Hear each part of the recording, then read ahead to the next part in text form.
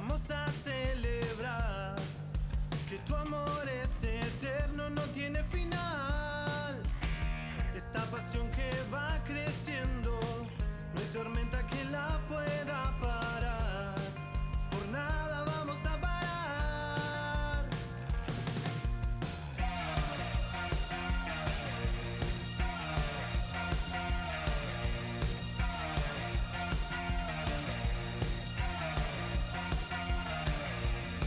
Es tiempo de rendirnos ante ti para darte adoración. Solo tú eres Señor. Ven y toma nuestro corazón, llena este lugar. Solo en ti hay libertad. Yo correré a ti, tu amor me sostendrá. Queda mucho camino por andar, la victoria alcanzaré, porque tuyo es el poder, por los siglos de los siglos. Yo correré a ti, tu amor me sostendrá. Queda mucho camino por andar, la victoria alcanzaré, porque tuyo es el poder, por los siglos de los siglos. Amén.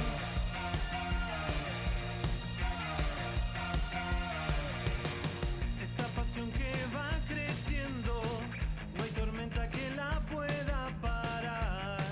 Por nada vamos a parar.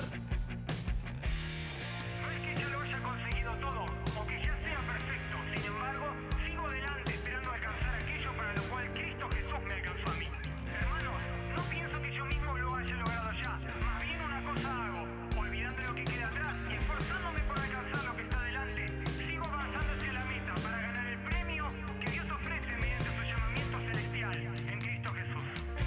Yo correré a ti, tu amor me sostendrá. Queda mucho camino por andar, la victoria alcanzaré, porque tuyo es el poder, por los siglos de los siglos. Yo correré a ti, tu amor me sostendrá. Queda mucho camino por andar, la victoria alcanzaré, porque tuyo es el poder, por los siglos de los siglos. Amén. Por los siglos de los siglos. Amén. Por los siglos de los siglos. Amén.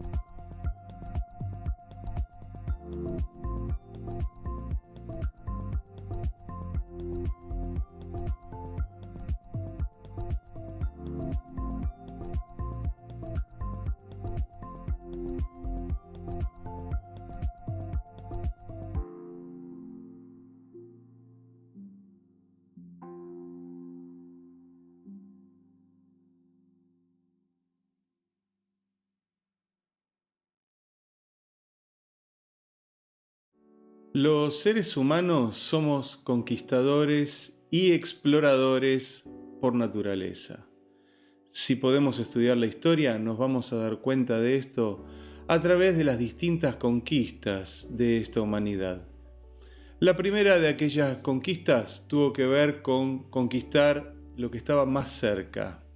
¿Qué es lo que estaba más cerca? La tierra. Ahí tenemos, en primer lugar, las grandes migraciones prehistóricas, nuestros antepasados, que fueron circulando por la faz del planeta a distintos lugares. Así se pobló nuestra América, con grupos humanos que vinieron desde Europa, desde el extremo europeo o inclusive desde el oriente, y descendieron a través de la columna vertebral de América, que es nuestra cordillera. Luego también vamos a ver los grandes avances por tierra, a cargo de los ejércitos más grandes de la historia, Alejandro Magno en primer lugar, y luego también podemos hablar del Imperio Romano, que fue uno de los imperios más grandes en extensión. Realmente esta gente conquistó la tierra. Pero una vez conquistada la tierra, venían otros desafíos. Ahora venía la conquista del mar. ¿Quiénes fueron aquellos que conquistaron el mar? Bueno, en primer lugar, según la historia, tenemos a los vikingos, aquellos hombres rudos que se lanzaron a este tipo de conquista innovadora hasta ese momento, a través de sus barcos y a través de sus estrategias. Luego vamos a ver mucho más adelante, a partir del siglo XIV, las conquistas del mar a través de las grandes potencias europeas, como Holanda, Portugal, España e Inglaterra, que se lanzaron a buscar nuevas tierras, pero a través de la conquista del mar. Una vez superada esta etapa, llegó lo más difícil, tal vez lo más soñado por el hombre, conquistar el aire. Y a partir de las ideas del inventor Leonardo da Vinci, en el año 1903, los hermanos Wright, hijos de pastor evangélico, constructores de bicicletas, decidieron poner en el aire una máquina más pesada que el aire. Allí fue el primer vuelo motorizado. Fueron pocos metros, pero quedó demostrado que el aire también se podía conquistar. Bueno, ya no es ninguna novedad saber que una máquina de cientos de toneladas puede pasar volando por arriba de nuestra casa y todos vamos a estar tranquilos. Esta es la conquista del aire. Pero una vez que se conquistó el aire, el ser humano siguió por otros territorios. Hemos seguido buscando nuevos territorios para poder conquistar.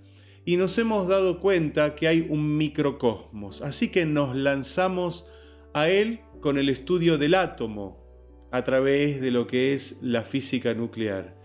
Y a través de la célula, la mínima parte de la materia viva, conociendo también nuestro ADN, todo a partir de mediados del siglo XX. Estos grandes descubrimientos y grandes avances sobre esta etapa del microcosmos, dada fundamentalmente en el siglo XX. Una vez conquistado este terreno, nos lanzamos al macrocosmos.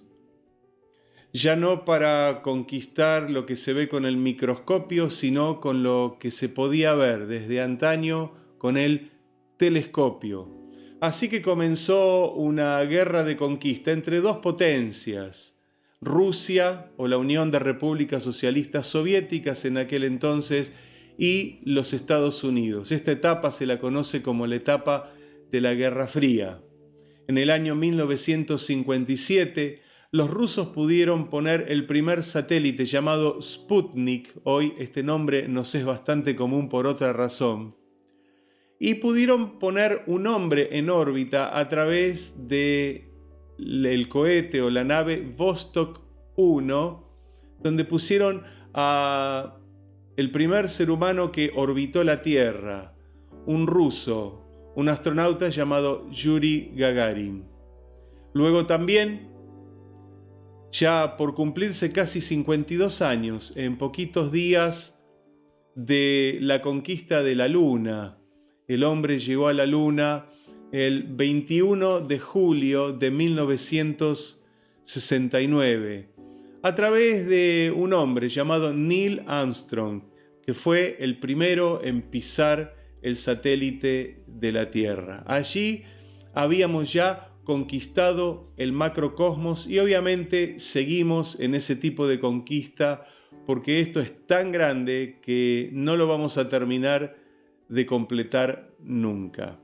Pero luego, en la última etapa en la que estamos viviendo hoy actualmente, estamos en la conquista del mundo virtual. Ya no es un mundo real, es un mundo virtual a través de la informática.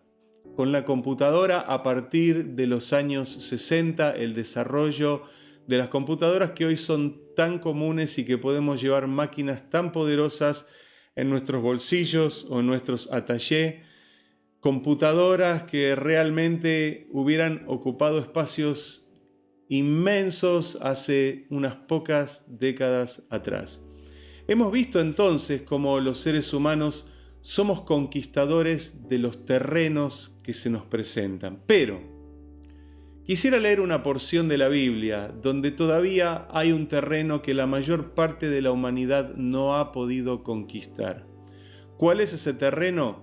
Es el alma humana. Y me gustaría leer por pluma del apóstol Pablo un pasaje que se encuentra en el libro de Romanos, en el capítulo 7, desde el versículo 15 y hasta el versículo 25. Si ustedes me acompañan en esta lectura para poder enterarnos cuál es ese mundo, cómo es ese mundo y de qué manera podemos conquistar ahora ese otro mundo, es el mundo de nuestro interior.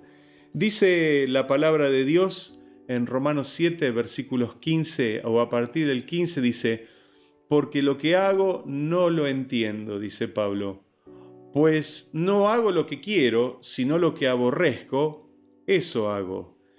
Y si lo que no quiero, esto hago, apruebo que la ley es buena. De manera que ya no soy yo quien hace aquello, sino el pecado que mora en mí.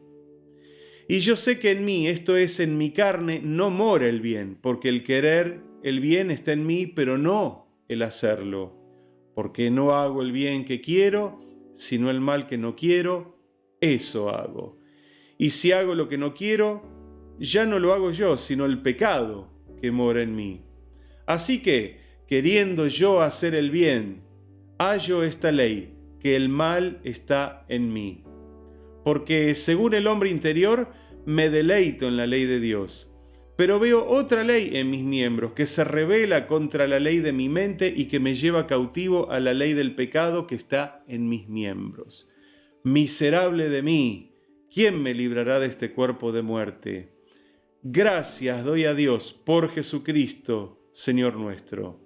Así que yo mismo con la mente sirvo a la ley de Dios, mas con la carne a la ley del pecado.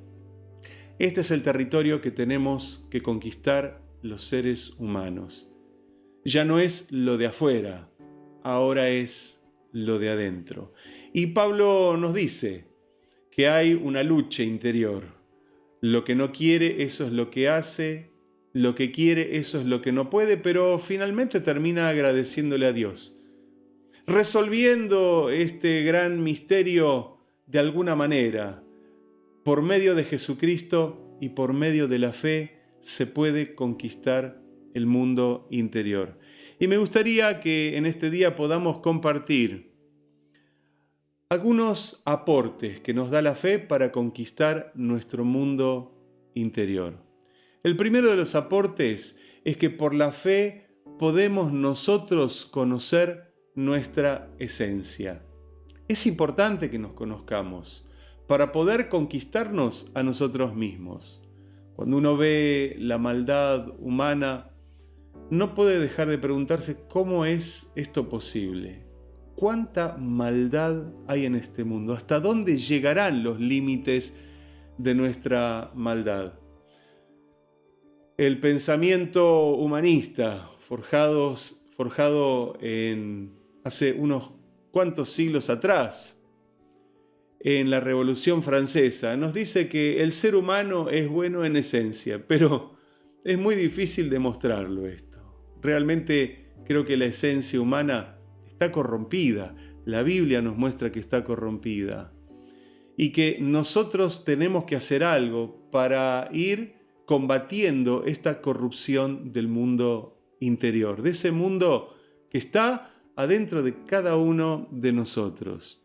Y las mejores respuestas, ¿de dónde pueden salir? Obviamente de la Biblia, que es la palabra de Dios, que es la sabiduría infinita resumida en 66 libros.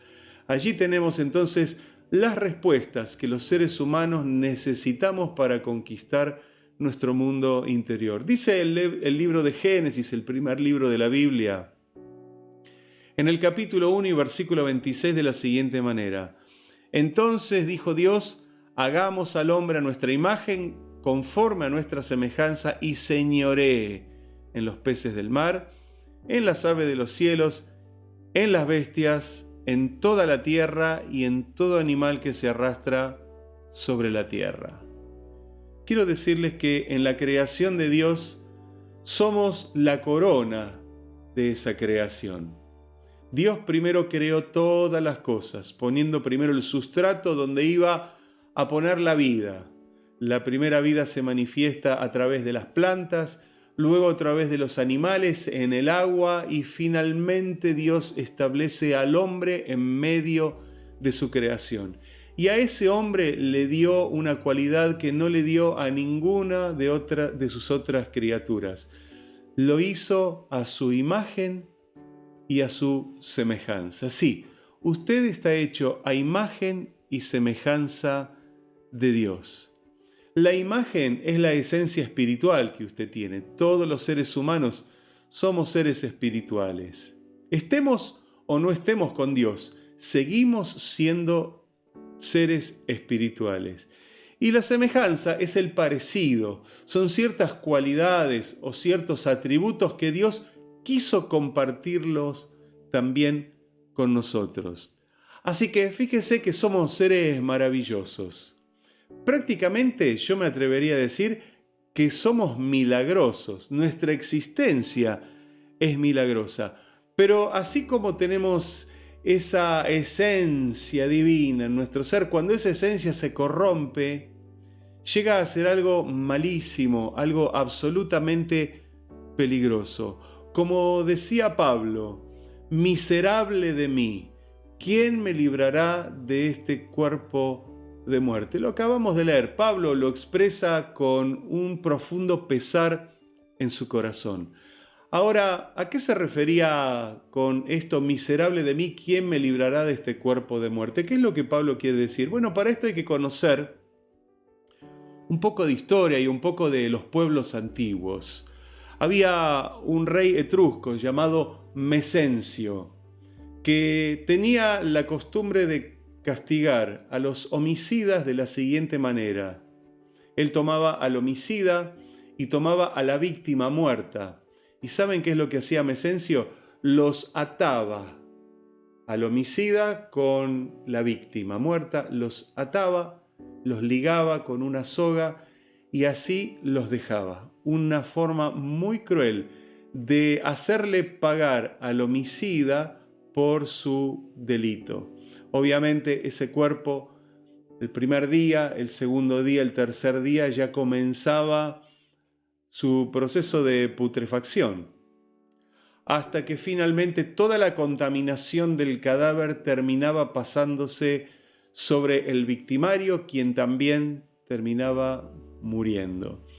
Y Pablo está haciendo referencia a ese cuerpo, a ese cadáver que él tenía atado. Miserable, ¿quién me librará de este cuerpo de muerte, de esta situación tan contaminante para el alma humana? ¿Quién nos podrá ayudar o librar de ese mal que todos llevamos en nuestro interior?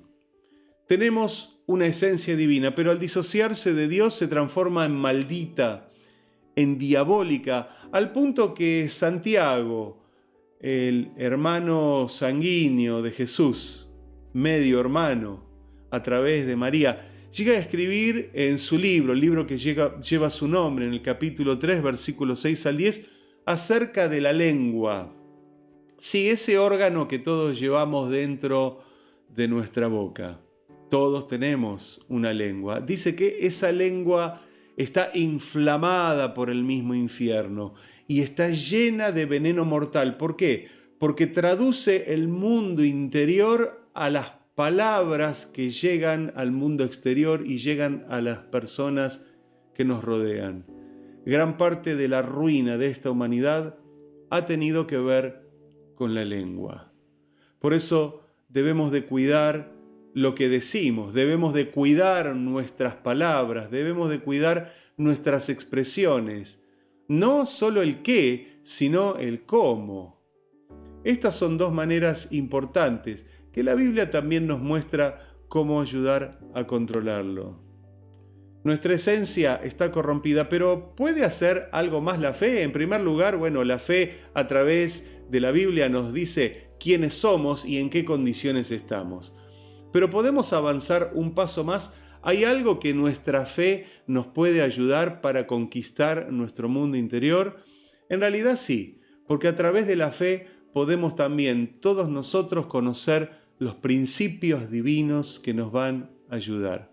Esta es una enfermedad que no se cura sola. No es como un resfrío que hay que dejar pasar 7 días para que se vaya. En esta situación, realmente mientras el ser humano traslade o alargue los tiempos, peor y más grave será esta enfermedad.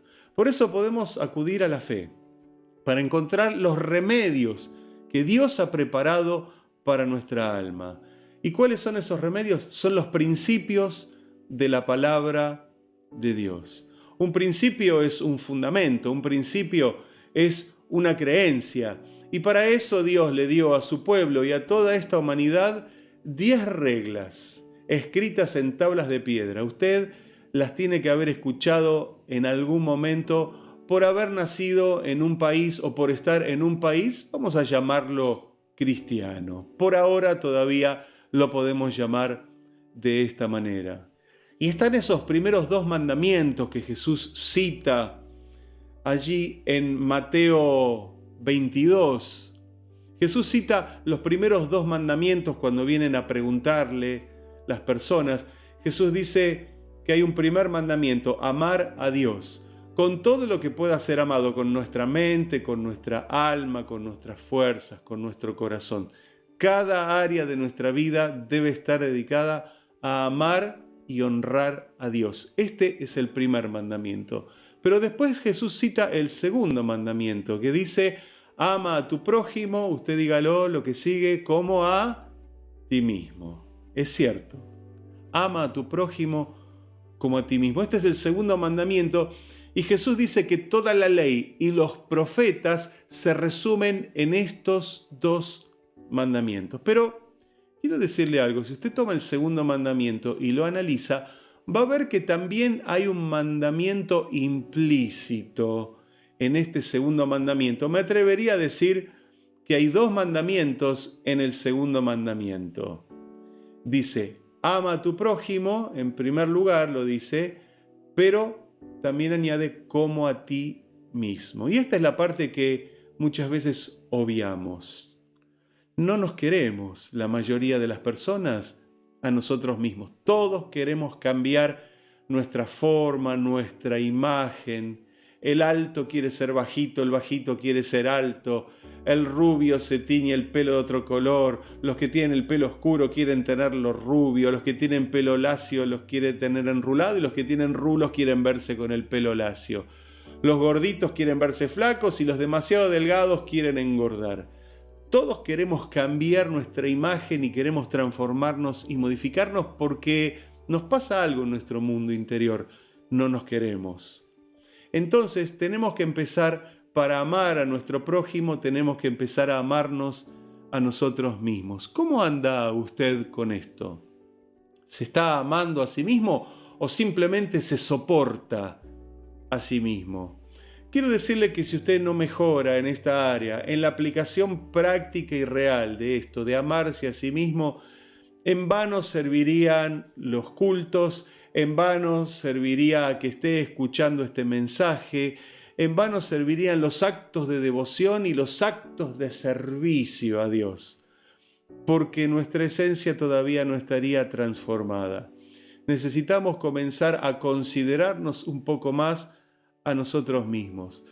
Como pastor y predicador, yo puedo exhortarlo a todo esto, puedo animarlo a que emprenda esta área de la conquista del mundo interior, pero será usted quien finalmente tendrá que ponerlo en práctica. Me gustaría también citar otro principio, que está en el capítulo anterior, que hemos citado en el mensaje anterior, en el capítulo 6 del libro de Romanos, pero desde el versículo 11 al versículo 14, me gustaría ahora nuevamente leer esta porción para encontrar un nuevo principio. Recuérdese que Pablo en Romanos 6 hace contraposición de conceptos, fundamentalmente el de la muerte y la vida. Y fíjese lo que dice aquí. Así también vosotros consideraos muertos al pecado, pero vivos para Dios en Cristo Jesús, Señor nuestro. No reine pues el pecado en vuestro cuerpo mortal, de modo que lo obedezcáis en sus concupiscencias. Ni tampoco presentéis vuestros miembros al pecado como instrumentos de iniquidad, sino presentaos vosotros mismos a Dios como vivos de entre los muertos, y vuestros miembros a Dios como instrumentos de justicia. Porque el pecado no se enseñoreará de vosotros, pues no estáis bajo la ley, sino bajo la gracia. Nunca se olvide, jamás se olvide que el alma humana es un verdadero terreno hostil. ¿Y cómo se abordan los terrenos hostiles? Siendo un poco más duro, un poco más exigente. Podemos ilustrar esto con los vehículos que abordan este tipo de terrenos, o los vehículos off-road, que son aquellos que avanzan a campo traviesa. Son vehículos más robustos, más potentes, están equipados con otro tipo de estructura que no son necesarios para andar por las ciudades. Allí están las camionetas o los vehículos 4x4 o los vehículos de rally que pueden realmente avanzar por los terrenos hostiles. Y hablando de la ropa, tenemos la conocida ropa outdoor, que es para justamente avanzar en esos terrenos, ropa más resistente, que protege más del frío, que protege de la lluvia, ropa impermeable, con suelas más resistentes, más preparadas para enfrentar los terrenos hostiles. Entonces usted tiene que enfrentar el terreno hostil del mundo interior con herramientas un poco más pesadas, un poco más fuertes. La palabra de Dios lo va a ayudar. Los principios de la palabra de Dios son esas herramientas para la conquista del mundo interior. Y hay muchos otros principios de fe que podríamos compartir en este día. Podría pasar prácticamente, me atrevo a decir, todo el día hablando de principios que nos ayudan a poder conquistar nuestro mundo interior. Pero con estos pocos que hemos compartido, si usted logra ponerlos en práctica mínimamente, le aseguro que comenzará esta última etapa de esta conquista. Ya no tiene que ver con la tierra, no tiene que ver con el mar, no tiene que ver con el aire, no tiene que ver con el microcosmos, no tiene que ver con el macrocosmos, no tiene que ver ni siquiera con el mundo virtual. Es el mundo real, pero que llevamos adentro. Todos estos terrenos ya fueron conquistados por el hombre, pero todavía tal vez usted tenga que conquistar el mundo interior. Por eso les hablé de esta fe conquistadora. La fe nos provee el conocimiento para saber quiénes somos a través de la Biblia, de la palabra de Dios. Y la misma palabra de Dios, aplicando los principios de nuestra fe en ella, será que encontremos ahí entonces las herramientas para poder modificar, transformar y conquistar ese mundo todavía inconquistado que la mayoría de los seres humanos no han podido alcanzar. Entonces, use su fe, conquiste su mundo interior y tendrá grandes victorias, tal vez la más grande de su vida. Yo lo animo a que se esfuerce en este tiempo. Tome este desafío, conquístese a usted mismo y Dios le dará grandes bendiciones. Voy a orar por usted para que Dios lo ayude a usar su fe en la conquista de este terreno. Amado Dios y Padre Celestial, te doy gracias en este día por permitirme compartir esta palabra. Señor, y te pido que cada uno de los que desean conquistar su mundo interior lo puedan lograr a través de los principios, a través de conocerse a sí mismos. Señor, bendice a los esforzados y a los valientes que tomarán esta palabra en serio para transformar sus vidas. Padre, los bendigo y te agradezco por sus vidas. En el nombre de nuestro Señor y nuestro Salvador Jesucristo. Amén. Comience hoy. No espere a mañana, empiece hoy, conquiste su mundo interior. Le mando un abrazo.